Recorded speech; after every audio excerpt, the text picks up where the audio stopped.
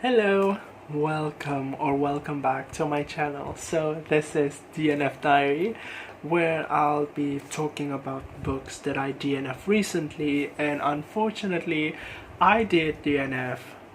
Does that make sense? I did not finish. Anyway, I DNF two books. And I think most of you out there would probably recognize at least one of these books, because these books were sort of, I would say, they made quite a buzz on BookTube or Bookstagram, the online bookish communities recently. So yeah, in this video I'm going to talk about two books. These two books are very different from one another, and I DNF them for different reasons. So I'm going to start with the first one, which is fairly famous. So this is Tomb of Sand by Geetanjali Shree. This book was originally written in Hindi and it was translated into English by Rockwell. I intended to read this for Women in Translation Month in August, and I was actually quite excited about reading this book because, well, for some reason I felt like this book was giving off this vibe that sort of suggested that I might like it, I might love it. Now this has happened to me with a few other books in the past, and after finishing those books I ended up loving them so much. Now of course I also had the opposite experience as well. I would end up not liking or feeling very lukewarm about certain books. In the case of this book, I only read like a third into this book and I did not enjoy it. In fact, I would say that my reading experience for this book was sort of unpleasant because somehow this book managed to combine a few writing tropes that I just don't like. Anyway, yeah, I think this book was also kind of a lot of people were talking about this book before, recently, because it won a major prize this year, and I think that was the main reason why many people were talking about this. And I feel that quite a lot of people love this book. The average rating on Goodreads is about 3.95. So yeah, I'm excited to hear what everyone else who have read this book feel about this book. Really excited to hear about your comments as well.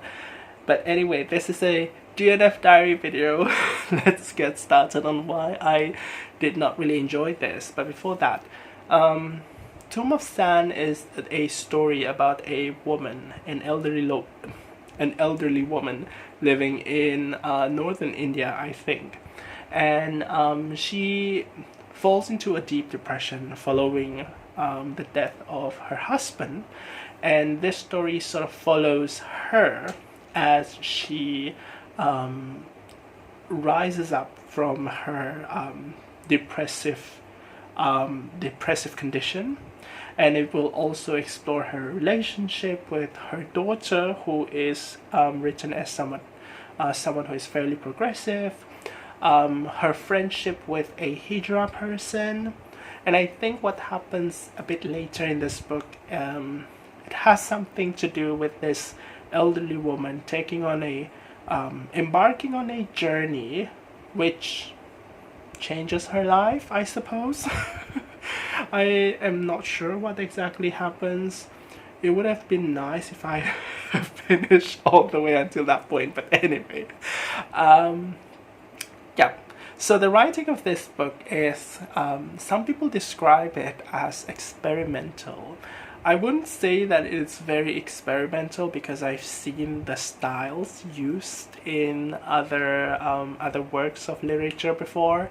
So you definitely see a lot of like fragmented storytelling, a lot of non-linearity as well. Some people might not be crazy about that kind of style, non-linear storytelling. I'm fine with that. You see a lot of long sentences in this book that sort of borders on meandering, which is a bit of a 50-50 for me. In the case of this book, it didn't really work for me because it came across as kind of it didn't feel effective, and it felt kind of gimmicky the way that it is used in this book. It ends up just appearing as like a long paragraph, a big chunk of paragraph that doesn't, I would say, doesn't really convey what it really wants to convey. So that sort of fell flat for me. It uses a lot of stream of consciousness style, which is kind of like a big technical word thrown around here and there in a lot of book discussions. And I would say that part just didn't really bother me so much. I mean, stream of consciousness is everywhere. But definitely this book uses a lot of that style also in this book. So if you are interested in reading this book, you might want to pay attention to all of those things. Another thing that sort of bothered me in this book is how it uses or not really use like a conventional way of writing dialogues. Now for this thing, yeah, quite a lot of other books express dialogues in this way. Some of the books would use like, you know, more something like a reported speech, or you know, they will not write dialogues in quotation marks. I'm kind of fine with those, but in this book it makes the dialogues feel kind of stilted. It doesn't sound natural, and it's very messy, because when it tries to combine with that kind of stream of consciousness style of writing, it's just all over the place. And it also combines all those things with a narration style that seems to have a personality of its own. Something about the narrator, who is on certain parts seems to be implied as something or someone that exists within the story. On other parts seem to be a third-person omniscient narrator. It is fairly unclear who is narrating the story, but there is some kind of omniscience attached to the narration. But here's the thing, the narration also has its own personality, which is a hit or miss for me.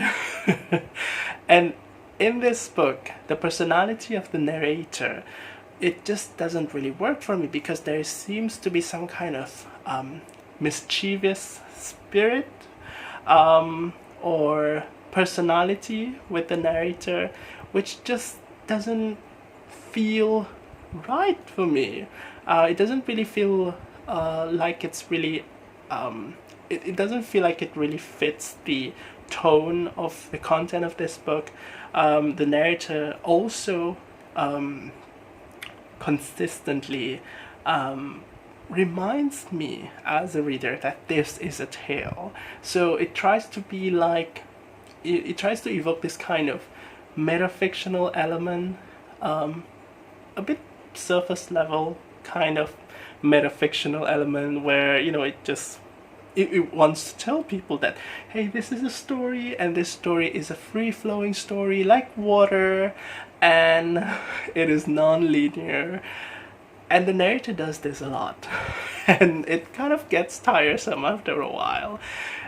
I don't like that, to be honest. I like metafictional elements in books, but when it is done this way, it feels too heavy-handed to me, and it just yanks me out of the immersive experience in reading this book. So yeah. I guess that was like one of the most major things that bothered me while reading this book.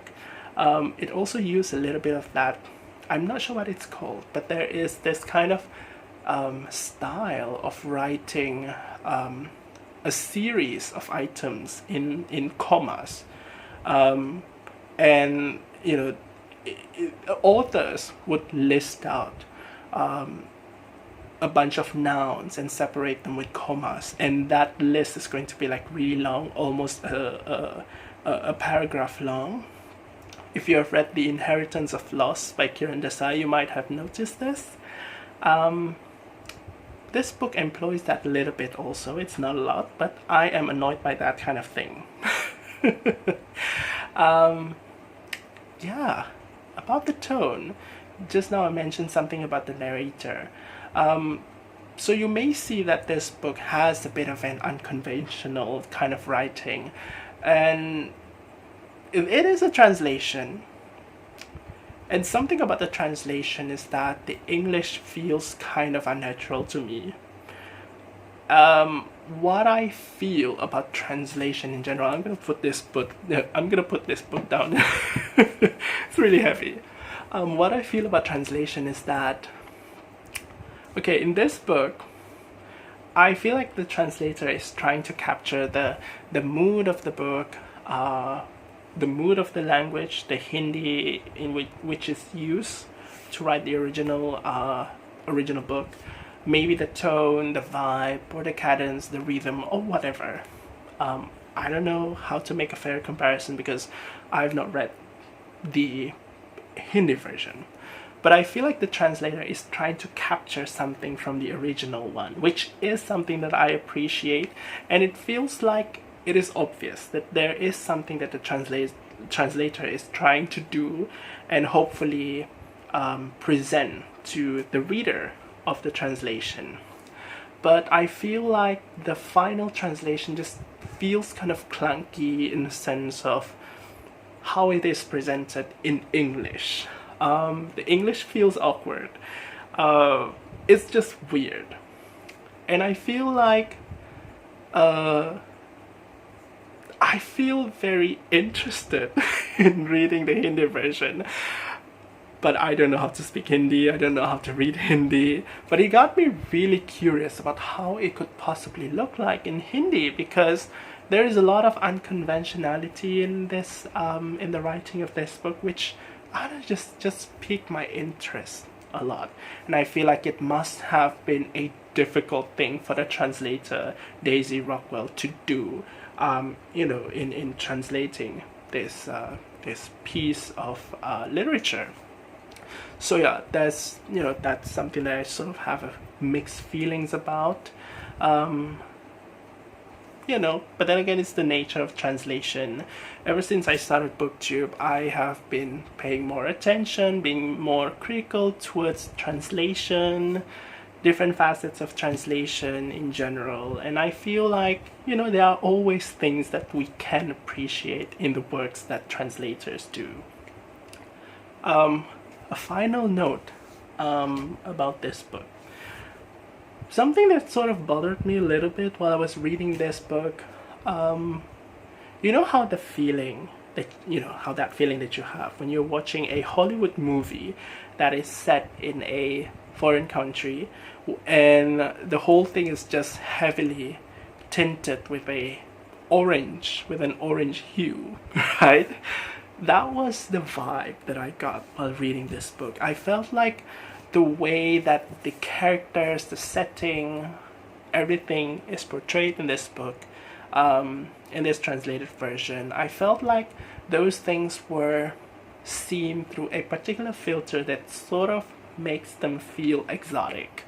I'm not sure if everyone else feels that way. Maybe it's just me. I don't know. But then, yeah, that was my impression. That was what I got when I read this book. Now, I am not sure if my feeling about this book is going to be different later in life. Maybe I'll revisit this book again when I'm older. And maybe by then my feeling about this book would be kind of different. Or who knows, maybe some of you will write down some interesting comments, and I would read those comments and would be inspired to try this book again. But for now, I think this book isn't really working for me. So yep, I guess that's all I'm gonna say about Tomb of Sand. I'm going to move on to the next book I want to sort of complain about. And that would be The Chosen and the Beautiful by Nghi. So this book was something that I read electronically, so I don't have a physical copy with me right now. And this is a retelling of The Great Gatsby, which is a classic that I read many years ago before I entered college.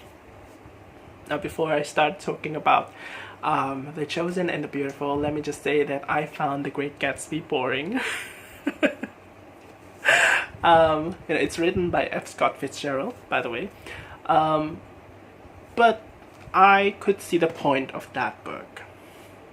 With The Chosen and the Beautiful instead, I did not really feel the point of what it's trying to say.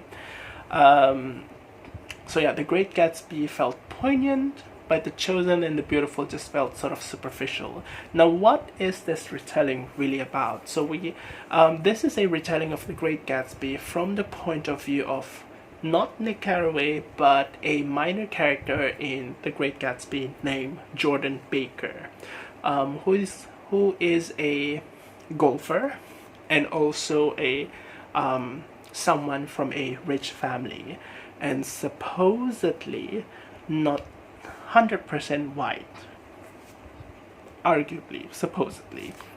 And in this book, she is reimagined as someone of Vietnamese descent, and she has been adopted by an American couple, a white American couple.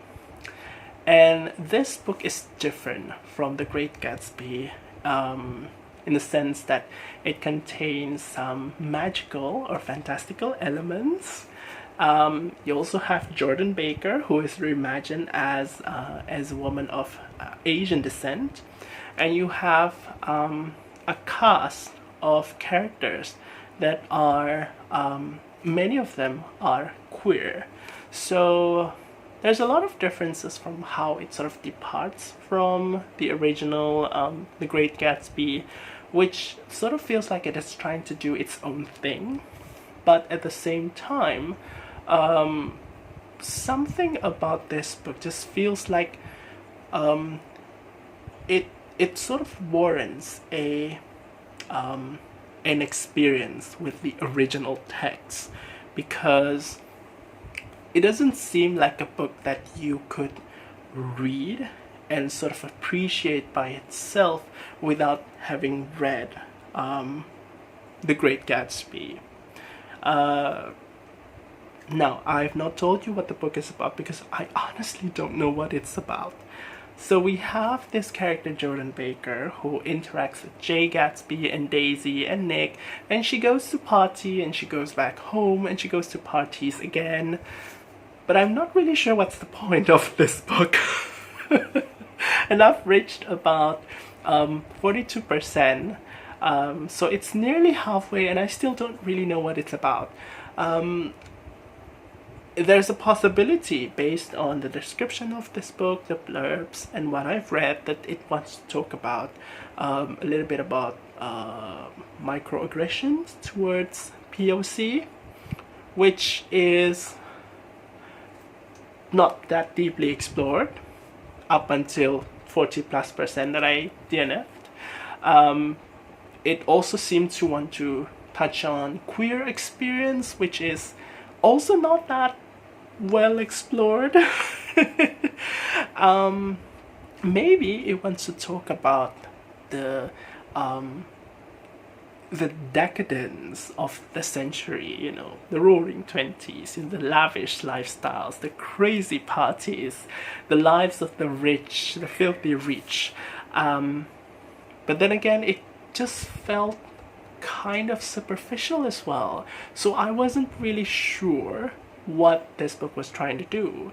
I wasn't really sure what it was trying to add on to the original text, if there was any intention for that.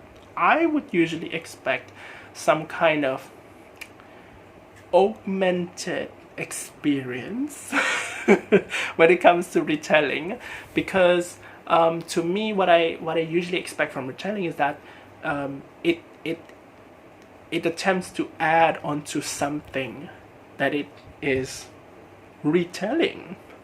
So I wasn't really sure what this book was trying to add on to that experience if the reader has already read The Great Gatsby. And at the same time, you know, the things that it introduced in this book, the POC, people of color experience, the queer experience, and also the magical, fantastical elements, those things feel kind of forced, because you don't really feel those things in the original text, The Great Gatsby. So it just felt like it came out of nowhere, like it is something that the author just wants to introduce for this book. Maybe it tries to do its own thing, I don't know. But if that's the case, it just doesn't feel like it's an independent work. It seems like it has a lot of its elements very tightly tied to The Great Gatsby. So I'm kind of confused on what it's trying to achieve. And as a result, it feels like a fan fiction. So yeah, it was kind of disappointing because I was actually quite excited about the premise of this book. It looks so interesting, but I was fairly disappointed by that. But if you have read this book, what did you think about it? Did you like it, or did you have like a lukewarm or sort of negative experience about it? Let me know in the comments below as well. So yeah, I guess that's all I'm going to say about these two books, and I shall see you in a different video. I guess that's all. Take care. What else? Bye.